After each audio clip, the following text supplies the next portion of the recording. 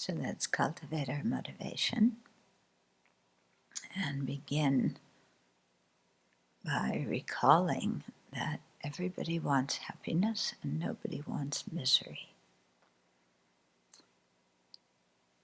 And the kind of happiness, what makes people happy, differs from person to person. But everybody wants to feel at ease. Similarly, everybody wants to be free of pain, but the different pains, mental and physical, that people suffer from, there's a huge variety. They're not all the same. But everybody has that longing to be free from misery and the fear of misery. So when we consider that deeply, our friends and the people we don't like are the same. Our dear ones and the people we don't want to be around are the same in that very fundamental aspect of their life. So think of specific people, dear ones, people you don't like at all, or that threaten you, that you're afraid of, and really contemplate how they're similar in wanting happiness and not suffering. And then think that we are no different from any of those people, because the fundamental thing in our life is the wish for happiness, security, safety, and the wish to be free of all pain and fear.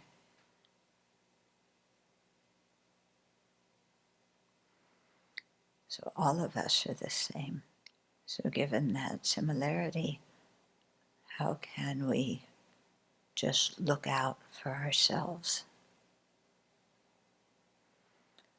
or ourselves and the people that we are close to? How can we have that kind of partiality that wants to benefit some beings and even harm those ones who we don't like or feel threatened by? So cultivate the mind of love, wanting everyone equally to have happiness, and the mind of compassion, wanting everybody equally to be free of misery. And then up that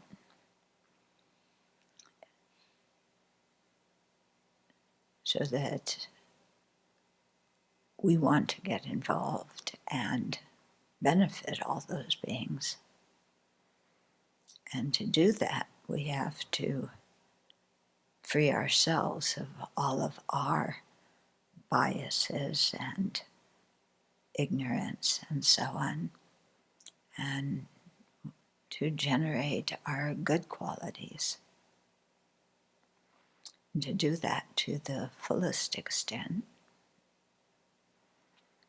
And so we generate the aspiration to attain full awakening in order to most effectively benefit all these beings who are exactly like us. So this is a very good practice to do on a daily basis, in your daily meditation, to just go over these points, and it prepares you for the day so that when you encounter all sorts of various people, your mind, instead of going to the judgment of I like, I don't like, why are they dressed like this, da da da da da, thinks, here's somebody who wants happiness and not suffering, just like me. And to train the mind so that whenever we see a living being, that becomes our thought. So this is also a very good practice to do when you are stuck in traffic. Okay, I imagine some of you work or used to work before everybody started working at home in places where you spent, a good chunk of time in traffic. And to look around at all the people and the cars around you and think like that. They want happiness, they don't want suffering. Yeah, we're all trying to go in the same direction. So if somebody wants to come in front of me, it's okay. It's a good practice to do when you're in an airport. Yeah. And you just look around and here's everybody doing their thing. But the wish inside everybody at a much deeper level is for happiness and not misery. Okay, so this training the mind to look at people like this really changes our outlook on life. Because we have, from previous experiences, certain ways of filtering the things that we contact, and certain ways, habitual ways of forming opinions about the people and environments that we contact. And so we often get stuck in those things and never really give anything a chance. Yeah, we're seeing things through this very small lens. Yeah, and we think that is reality, and it's not. Okay, so here in Buddhist practice, we're really trying to see how our mind is the source of our happiness and our misery, and how if we change how we look at things, we change our experience, and we change our actions, and how we relate to other people too. Okay, so give you an example. I was reading yesterday that in Bonner County, which is our neighboring county to the east in Idaho, there is a big movement there. There's a lot of redoubters, people who want to make a white Christian nation living there. And a lot of people went to the local library. I forget in which town particularly. But Idaho is, it's an open carry state. It's the state where the, what was it called in Hayden? The Aryan Nation used to be years ago. So a bunch of people went to the library armed, with all their AK-47s, AR-15s, their whole kit and caboodle, to the library to demand that 400 books be taken off the shelves of the library because they are harming children. Okay, books, titles, about different kinds of families, different sexual orientation, things like that. Because this is the big thing in the country now. It used to be people were so glad their child liked a book and was reading. Now it's like, they want to get involved in all this. Anyway, so they show up at the library, and the librarian is scared, which I think we can all understand, she's quite frightened. So many people started coming to the, I don't know if it was the school board meetings or the county meetings, the open meetings, that they had to move them to another room, another building actually, which happened to be right next to the police station. And people were coming to these meetings fully armed. So, that there's something that pushes a button in me about this, okay? Guns frighten me. I'm honest about it. They frighten me because I don't believe that, I don't believe the stuff the NRA is saying, that guns don't kill people, people kill people. If that were true, then, somebody said, why don't we give the Army forks instead of guns? Because guns don't kill people. People do, So, so my tendency is, when I see people like that, I go like this, I recoil, and I see them through a certain lens. Okay, I grew up in a minority religion. I know all about persecution. I see people who are like this, and it gives me the creeps. I mean, worse, the creeps is a very polite term, slang, but and so the tendency is, let's put them in a category. These are bad people.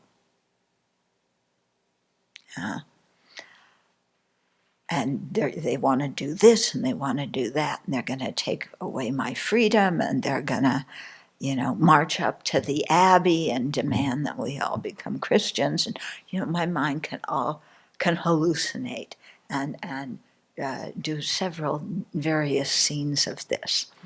Okay, and I know one Buddhist temple in the city of 10,000 Buddhists, some time ago, maybe 20 years ago or something, some fundamentalists came and were protesting when they first opened the temple. This is in Ukiah, California.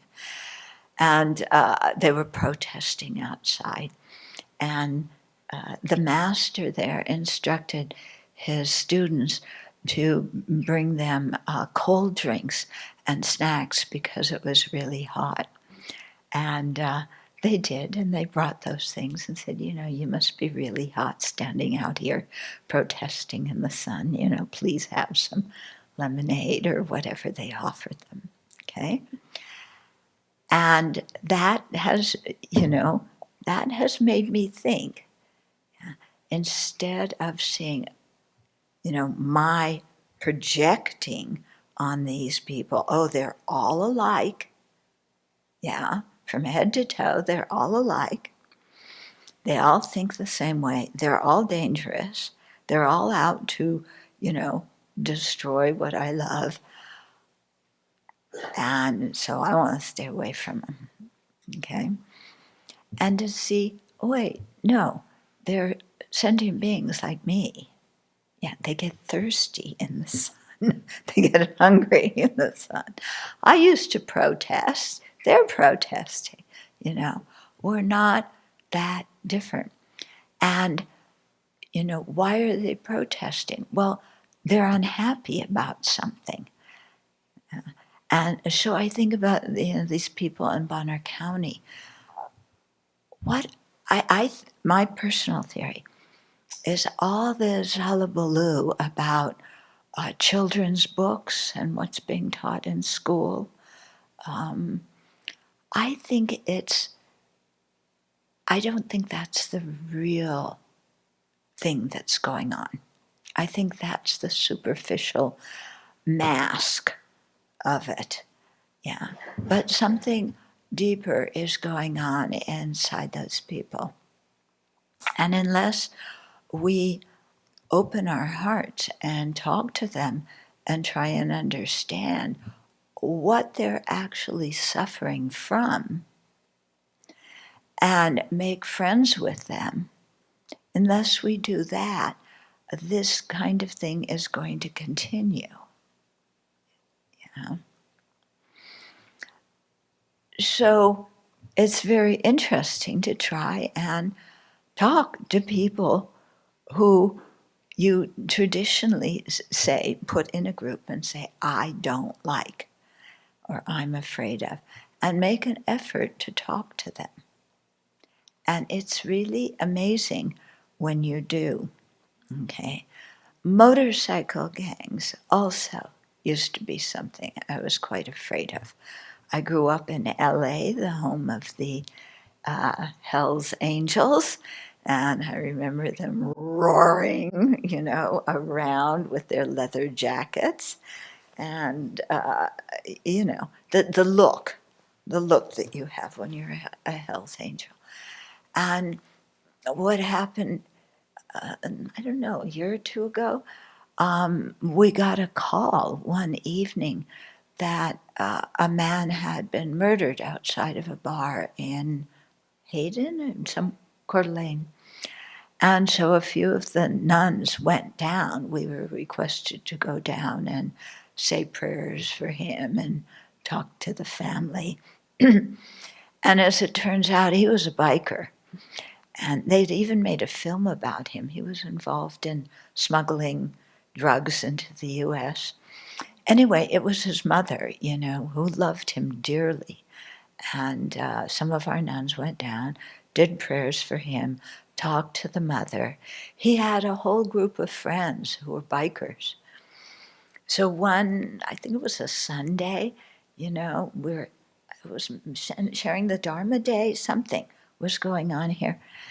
And one of his friends rides up in Topher's bike, which was like multicolored, and one of the big ones with the, I don't know why, guys seem to really like now loud noise. Excuse me, I don't want to put all of you guys in a one category, but some, love, the loud engine, so it was one of those bikes, and he rode up, a huge bike, and I'm going back, Hell's Angels, Hell's Angels, Hell's Angels, because I remember being like little, and Anyway, the guy comes up and he said, "Thank you so much for helping our friend, for helping our mother, saying those prayers. We collected a donation for you." And they made a donation to the Abbey. Huh? That's not supposed to happen with bikers. Well, maybe it is supposed to happen. Maybe there's no supposed to. Maybe there's no box that I can put people in and think I know everything about them. Yeah. I was really touched, when he came and gave the donation.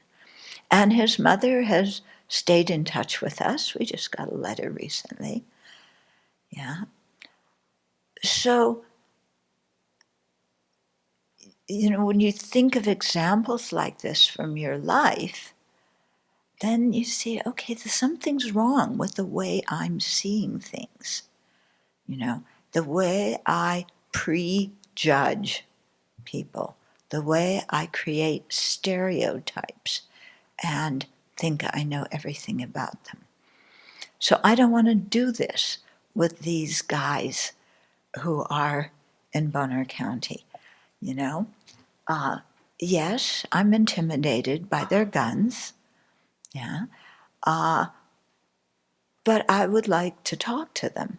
And I think if that opportunity arose, I would say, please lock your gun away. I prefer to talk. I don't feel comfortable around guns, but I'd like to talk to you and get to know you. Yeah. And I think that would be quite interesting, and it would help me a lot. And it might even help that person a lot too. Yeah. Because we're all filled with how we put people in categories.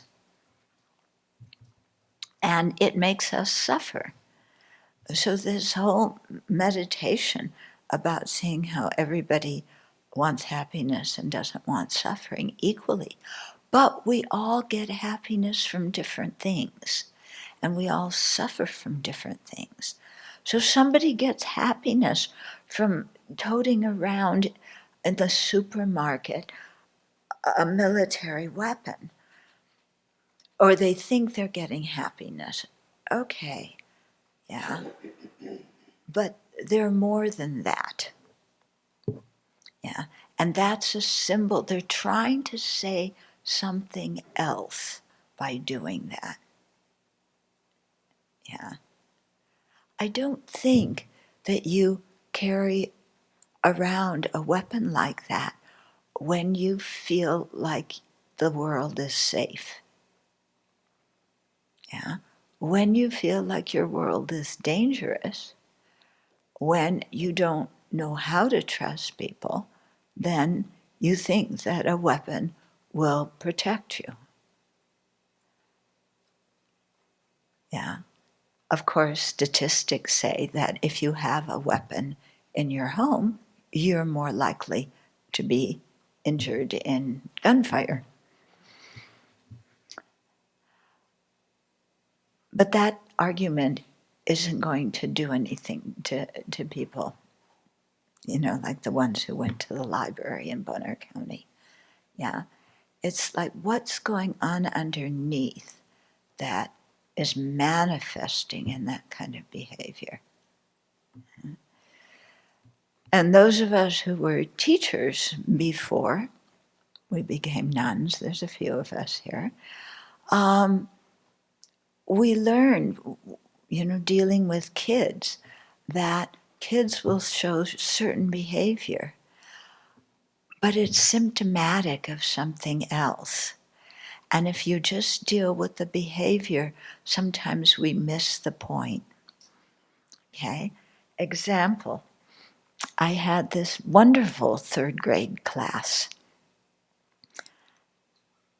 There were, wonderful as a whole. There were kids. Kids are kids. Anyway, there was one boy, David, and he was a very bright kid, and I really liked him. And then he started really acting out and being very uncooperative and obnoxious. And one day we were near the cupboard in the room, and he slammed the cupboard door in my face. So, okay, it's time to take you to the principal's office, which I didn't like doing, but it was time to do that. So I hauled him down to the principal's office, and they called his parents. And then I learned what's happening. His parents are getting divorced. Of course, David is unsettled. Of course, he's torn apart inside. Yeah. If I had known that before, I wouldn't have hauled him off to the principal's office. I wouldn't have been angry at him. I would have sat down with him, and said, "Tell me about it, David." But I didn't know that until after the fact. So his acting out, he was trying to say, because people do behaviors, and you have to figure out what they're trying to say by those behaviors. He was trying to say, I'm hurting, I'm scared, my world is falling apart as my parents divorce. Yeah, I feel insecure, I need help. That's what he was saying. Of course, it was coming out in this other way. Yeah. But we have to learn to look at people and see what they're really trying to say instead of just looking at the external behavior. Yeah. Because very often what people are really trying to say is opposite of the external behavior. Okay. Another example. Have you ever been worried when, well, I'll tell a story that happened to me. It may have happened to you too. I had a friend who was borrowing another friend's car. The other friend was off in Asia somewhere. And it was a Volvo, and it would run pretty well, except sometimes the hood flew up. So the hood was chained down to the base of the car, okay? So my friend who's using this car, he was supposed to come, I don't know, 5 o'clock, and we were, and get me, and we were, I don't know what was happening, some meeting. Okay, so 5 o'clock comes and it goes, and he's driving up from a place that's like 2.5 hours away. 5 o'clock comes and goes. 5:30 comes and goes. 6 o'clock comes and goes. I'm getting worried, like what in the world happened? Yeah, and if something happened, can't he call, or like I'm concerned about his welfare. Anyway, finally, I don't know, even remember what time he shows up. Yeah. And what do? I say, you were so late. That's so inconsiderate. Why didn't you plan your time better? Why didn't you let me know? I was mad. Okay. Have you ever been mad at somebody who was late for meeting you? Yeah. And then I said, finally, I got around to saying, why were you late? Yeah. And he said, well, I was on I-5 driving up here and the hood flew up.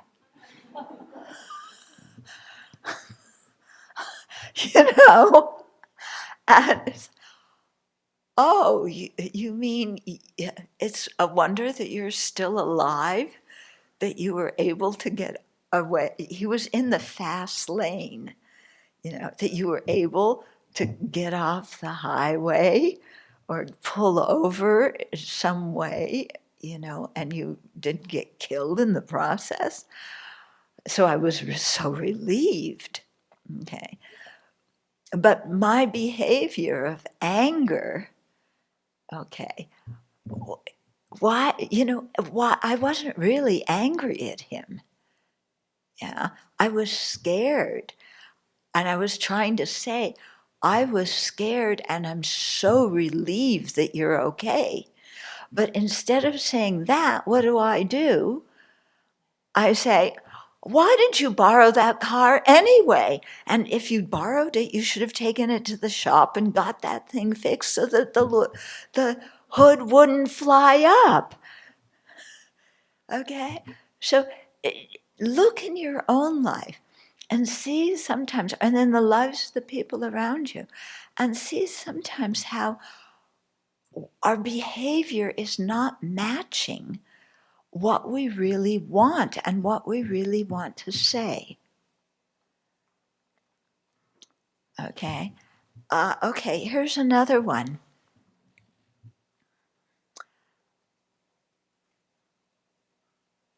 Well, can I even put this in the form of a question? We know the answer. Have you ever had a fight with your spouse or your partner? Okay, yeah, we all know the answer is yes. Okay, yeah. How many of you, when you have a fight with your partner, are the explode type? And you let everybody in the neighborhood know that you're mad. How many of you are explode people? Oh, just 4 or 5 of you. Really? How interesting. This room of over 50 people, and just 4 or 5 explode at their partner. Imagine that. Okay, because I know that you're all the harmonious type, okay? How many of you are the implode people? Okay. Where you just become like an ice cube. You turn around, you walk away, you slam the door. Okay. Go in another room. Maybe you cry, maybe you just you scream, or who knows what. Okay, yeah. Even your partner comes in and says, what's the matter? You go, what do you mean, what's the matter? And scare them away. Okay. So, this is somebody that you really care about, that you just had a big fight with. Yeah. What is your behavior indicating? Yeah. The explosive behavior is get away from me. The implosive behavior is I don't want to talk to you and be with you. But this is the person that you love. What is it you really want at that moment that you're not getting? What is your real wish at that moment when you are an explosive volcano? Connection. Yeah. What you're really wanting at that moment is to connect with the other person. Is your behavior indicating that you want to connect with them? No. Your behavior is totally the opposite. Okay? And sometimes we aren't even in touch with ourselves and what's really going on to know that what we really wish at that moment is to connect with the person. Okay? So this is another example of how our emotions take over color, or actually prior to the emotions, our thoughts color the situation. We interpret it in a certain way. The emotion comes up, and then we act in a way that is going to bring about the opposite result from what we want. Or we act in a way that isn't expressing what we're really feeling. Okay, are you getting what I'm saying? Yeah? Can you see that at all in your own life? Can you see past but it's his fault? Yeah. Because we all know when you fight with a loved one, it's their fault. Yeah. We all know, it's their fault. And if they didn't do this and that, and if they did this and that, and they were more considerate, and on and on and on and on, then we wouldn't be fighting. Yeah.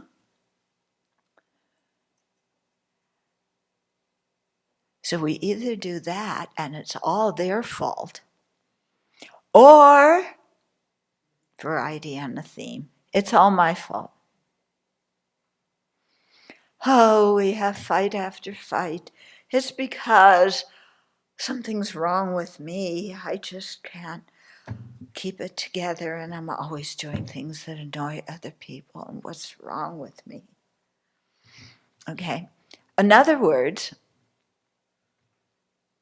when we go into the it's all my fault thing, what we're really saying is I'm so powerful I can make everything go wrong.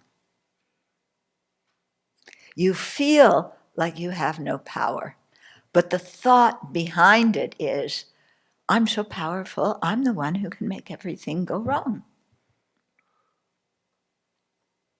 Yeah? It's all my fault. That's kind of a strange kind of egotism, isn't it? Strange kind of arrogance.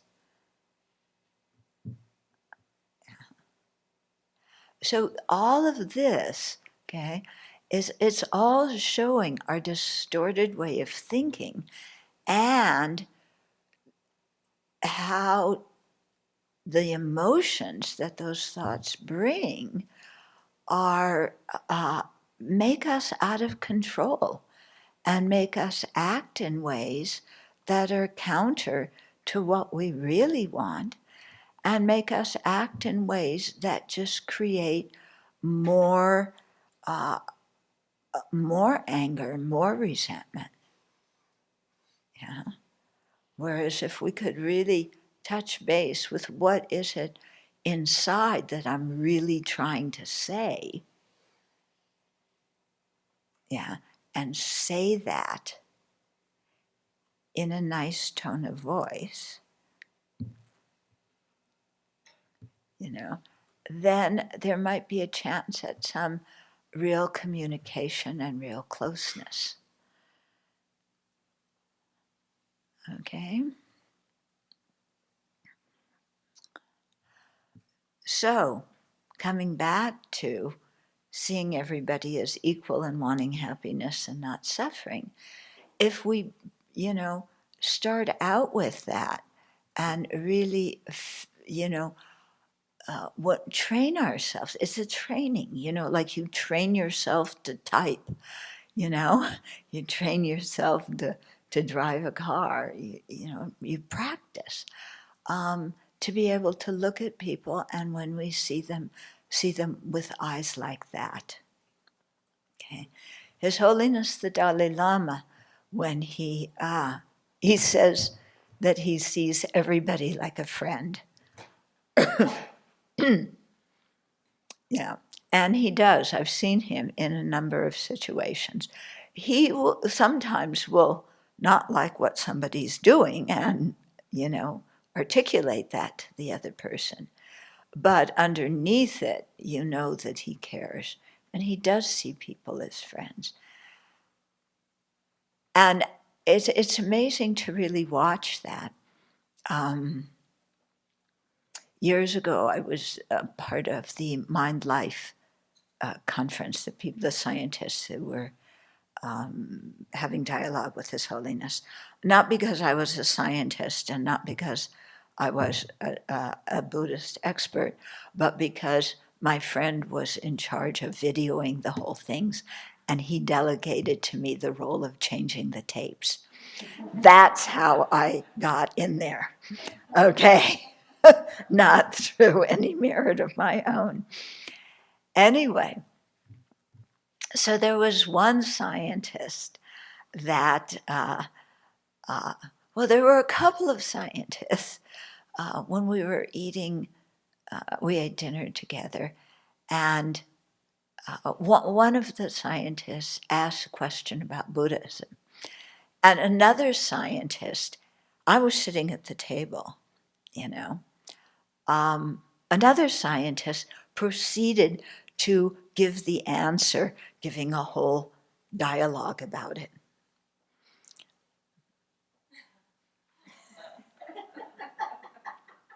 Well, okay, and if somebody asks you about, neurons interacting with glacial something or another's, then maybe I'll give a shot at answering it. And then another scientist was standing in a group, was saying, I want to talk with one of the Buddhists who knows all about mind training and transforming emotions. And the other scientists, pointing to various people. Again, I'm standing there, yeah.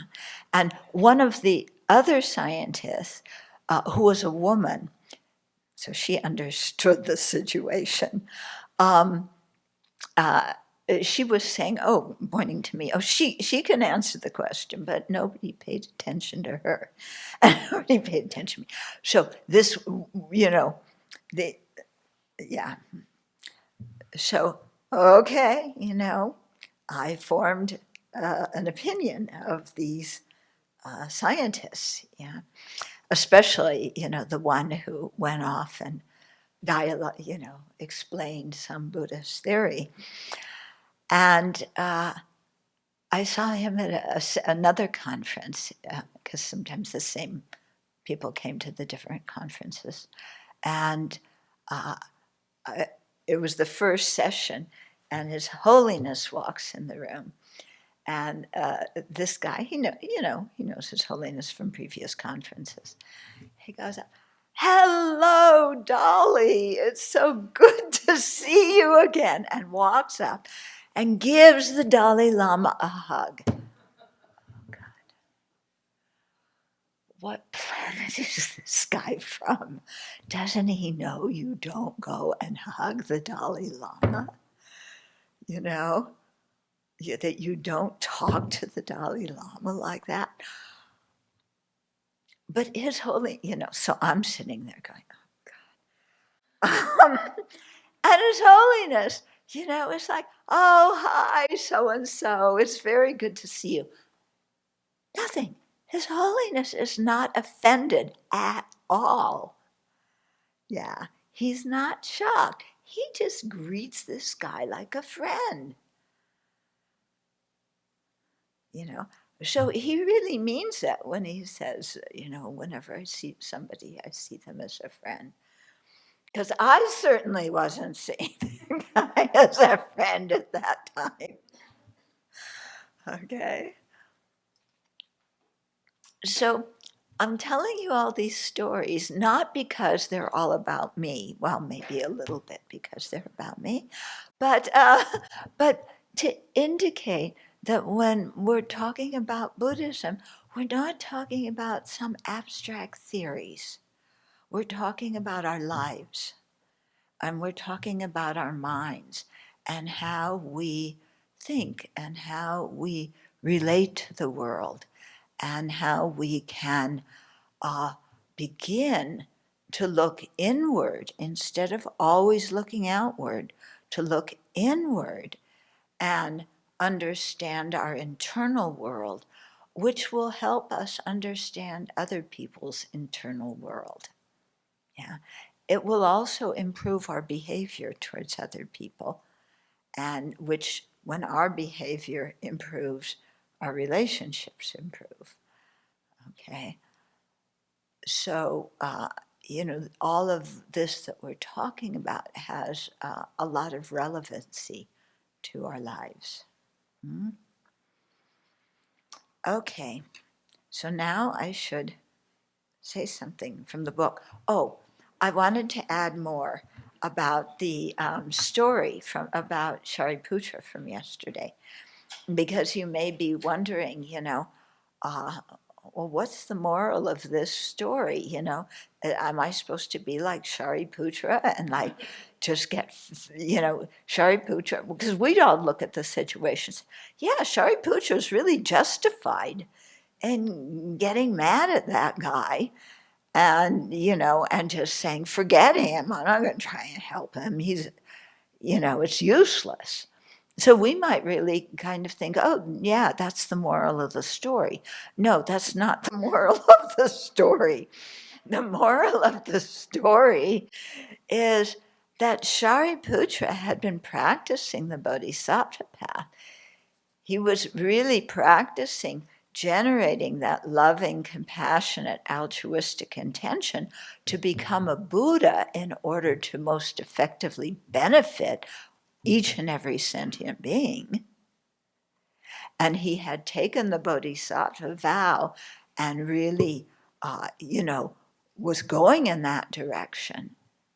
And then one incident happens, and he says, "Forget it." Yeah.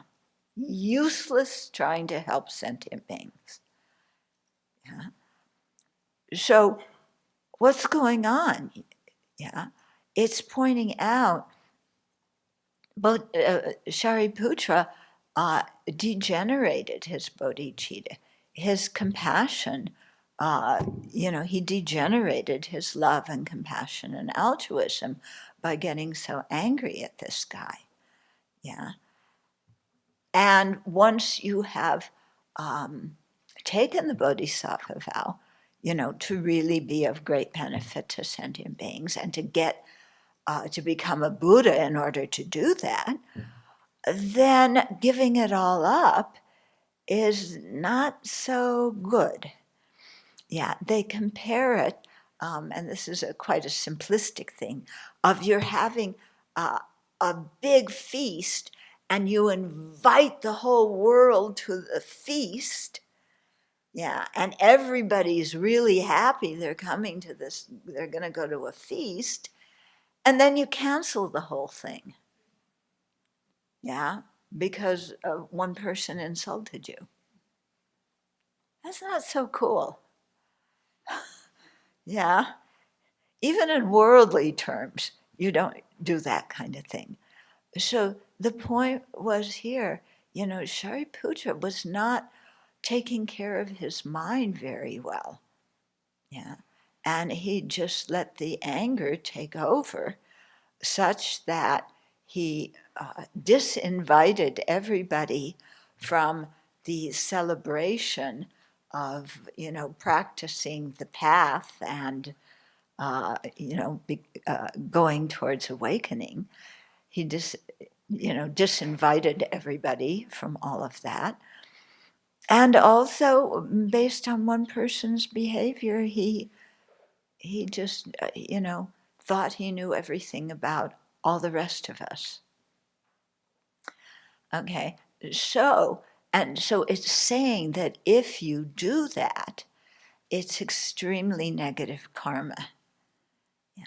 So nobody quite understands how Shariputra, he didn't have a horrible rebirth in the following life. Nobody quite understands how he avoided that.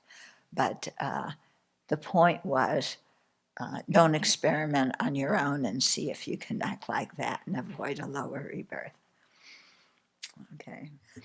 Okay, so then Nagarjuna talks a lot here about there being two kinds of generosity.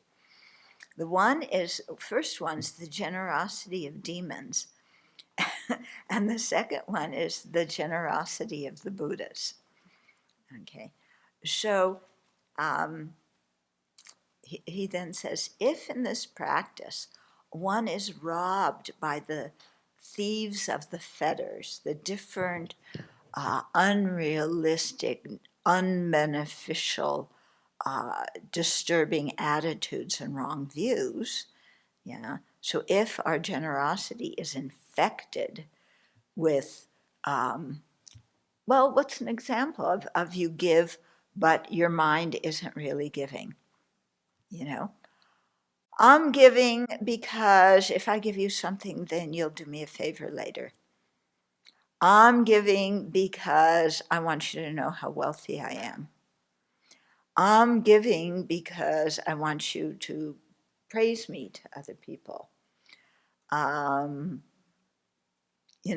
All sorts of different reasons why we give something, doesn't even matter what, but our motivation is corrupt. Yeah, it isn't that we're really wanting to give, that we really have a generous attitude. It's something else is going on, okay?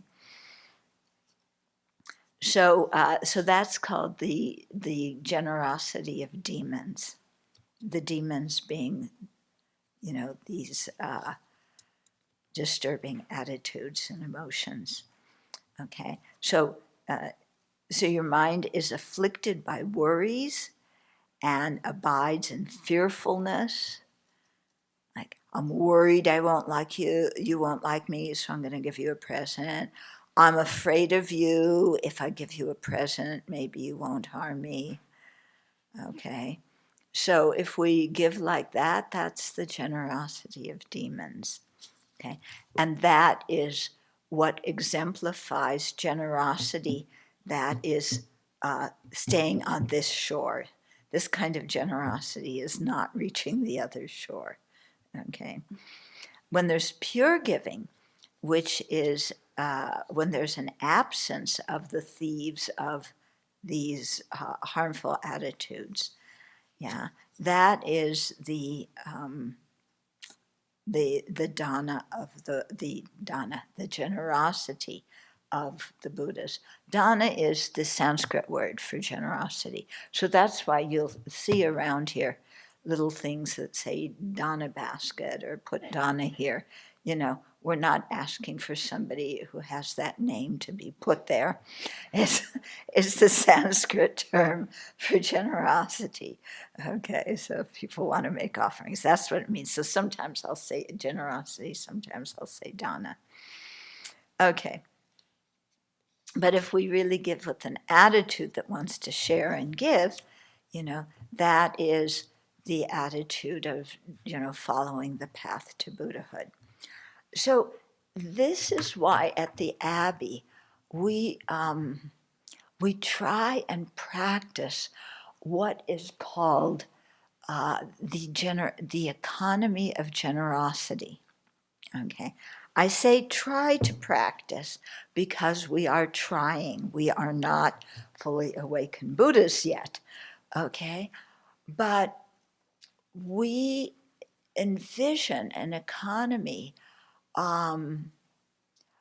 where people give because they want to give, where people share because they want to share, when people give because it's really something from their heart. Yeah.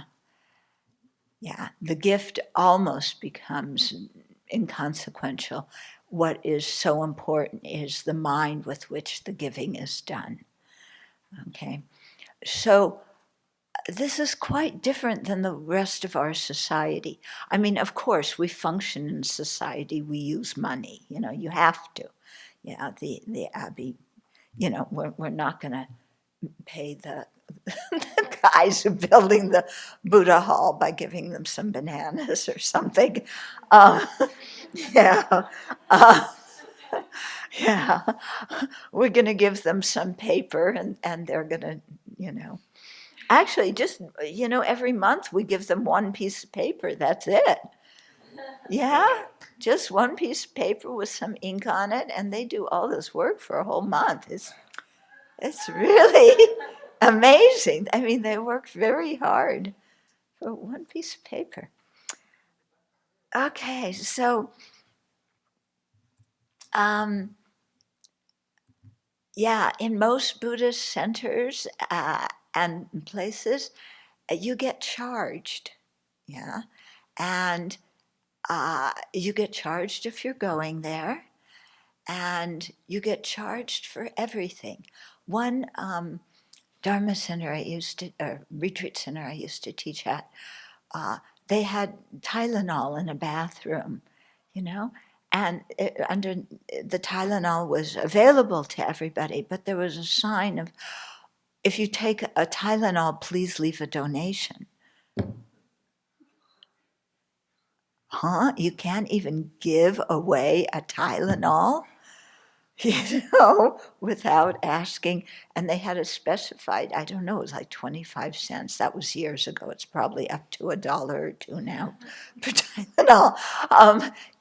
But I was just shocked by that kind of thing.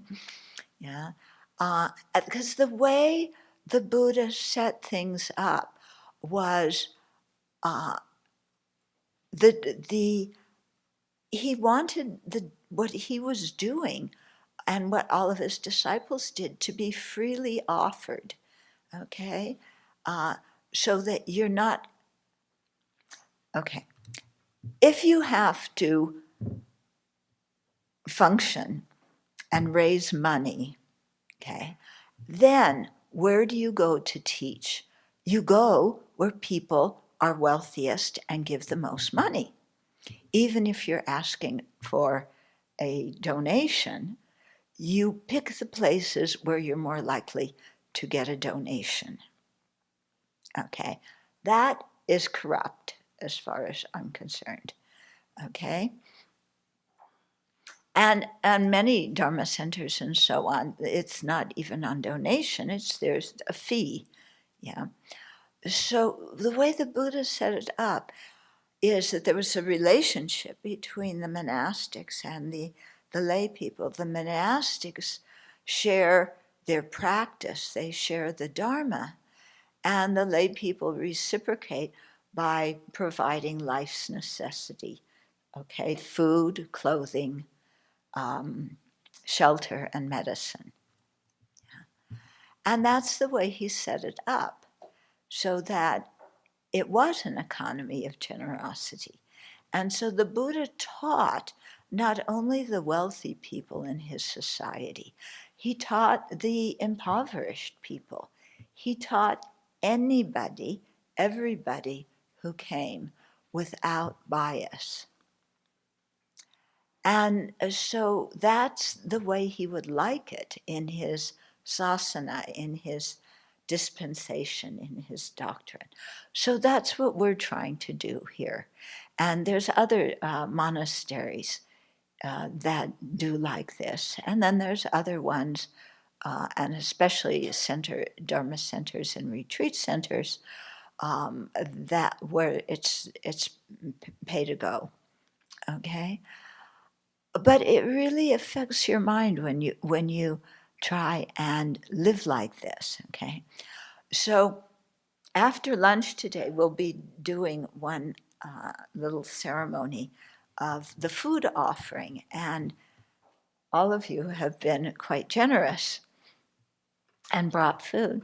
The way we set the Abbey up was we don't buy any food. At the time of the Buddha, they went on pindapat. Okay. Some people say they went begging. They did not go begging. They went on alms round. Begging is one thing, you're asking. Alms round is you're there, and if somebody wants to give, they give. Okay, you're not pulling at them in some way or whatever.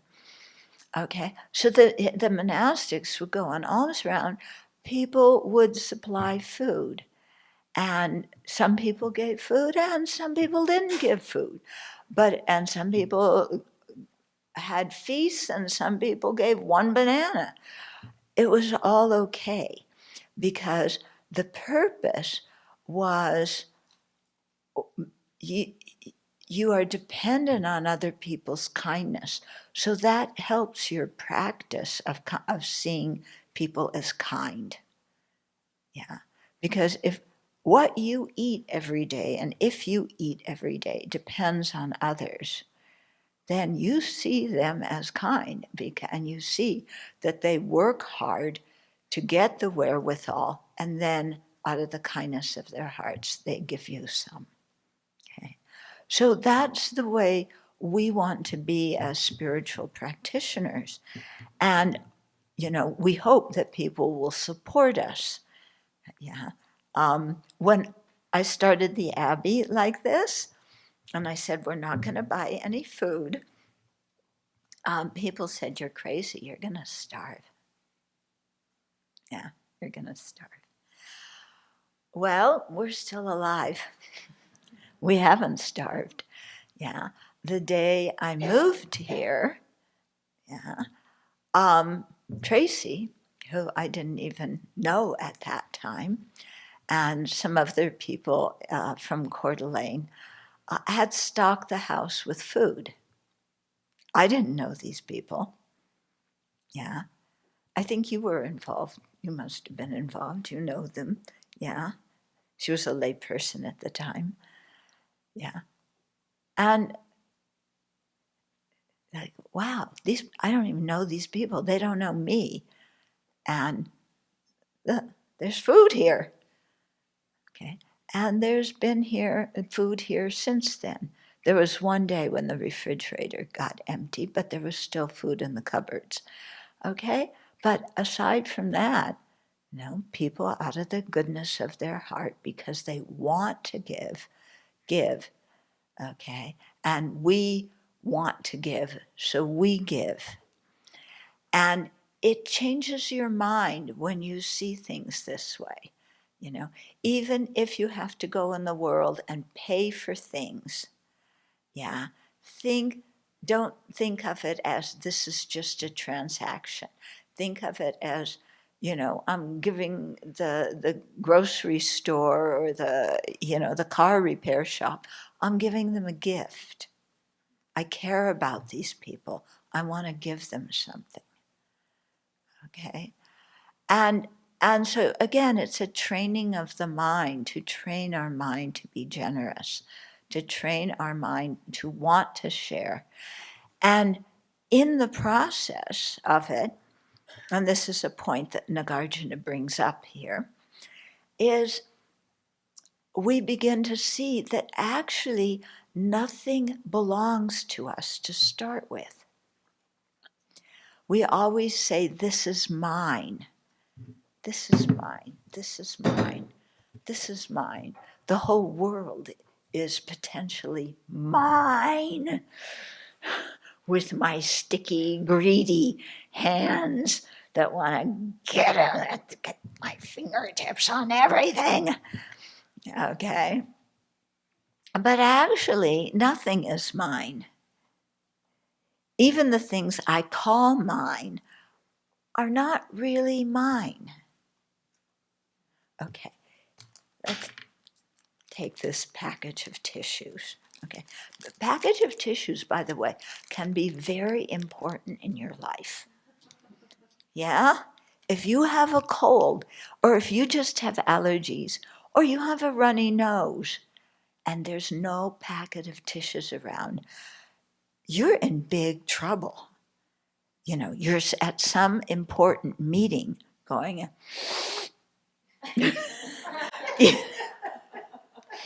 and that doesn't go over real well. You know, at that moment, the object of your craving is a packet of tissues. Yeah? Or even one tissue, if your neighbor pulls one out and gives, you know, this becomes the most desired, treasured object at that moment. Okay? But if I say, this packet of tissues is mine, yeah, what about it is mine?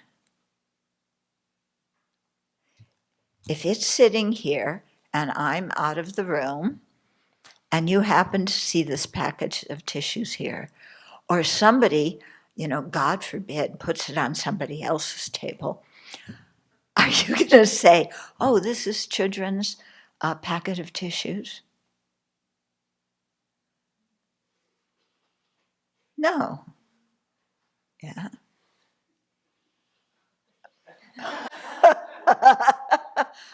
What, you know how to recognize my package of tissues? That's because you don't have a package of tissues. That's because you use this method.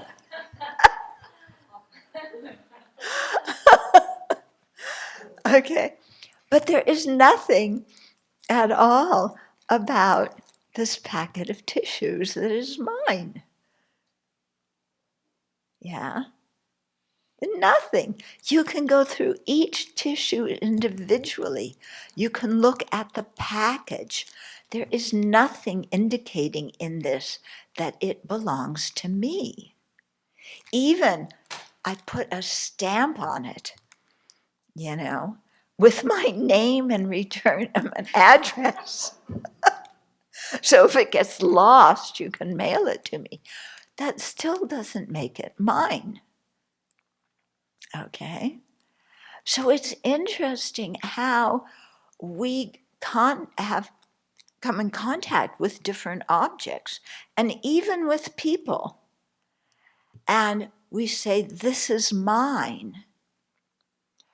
And as soon as we say mine, our whole view of that object or that person changes. But actually, there's nothing here that is mine. Okay? But, I mean, I only call it mine because somebody else put it here. I did absolutely nothing to make these tissues or to get them to the Abbey. Okay, but somebody else put them here. Then I put the name mine on it.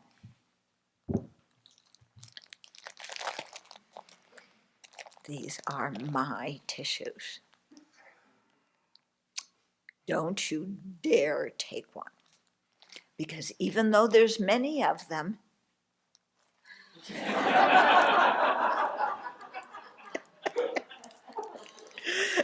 Yeah, if you take all the tissues but one tissue is not enough that it remains. Because if I use one tissue, then I won't have any. And I need a supply of tissues in order to feel secure. Yeah?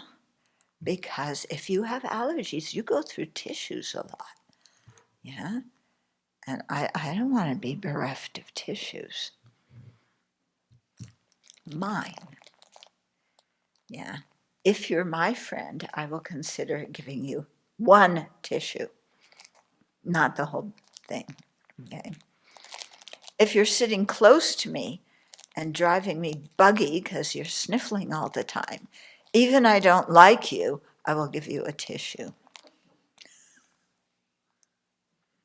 Okay. That is not the economy of generosity.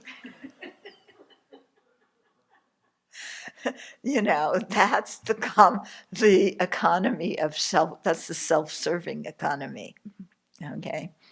So what we're trying to do here is really train our mind to see things in a different way and to realize that any of the things that we call mine, actually, there's nothing about it that is ours.